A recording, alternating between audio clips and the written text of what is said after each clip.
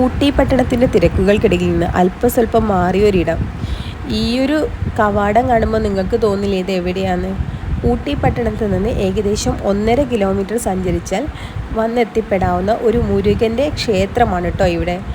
ഐക്കിൽ എന്നൊരു കുന്നിൻ മുകളിൽ സ്ഥിതി ചെയ്യുന്ന മുരുകൻ്റെ അമ്പലം.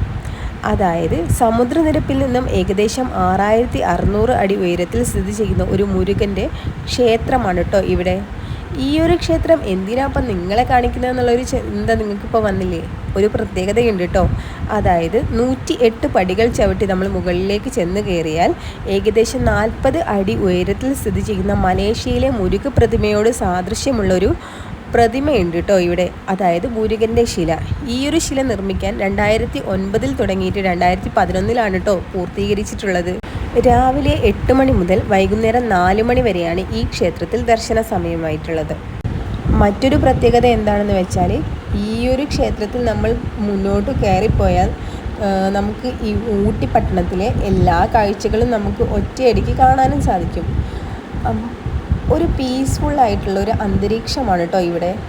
ഊട്ടിയുടെ തണുപ്പും ഊട്ടിയുടെ പ്രകൃതി ഭംഗിയും ഒപ്പം നമുക്ക് കുറച്ച് ഭക്തിയും അതുകൂടാതെ ഈ ഒരു പ്രതിമയും നമുക്ക് കാണാൻ സാധിക്കും കേട്ടോ. പറ്റുവാണെന്നുണ്ടെങ്കിൽ നിങ്ങളൊന്ന് പോയി കണ്ടു നോക്കൂ.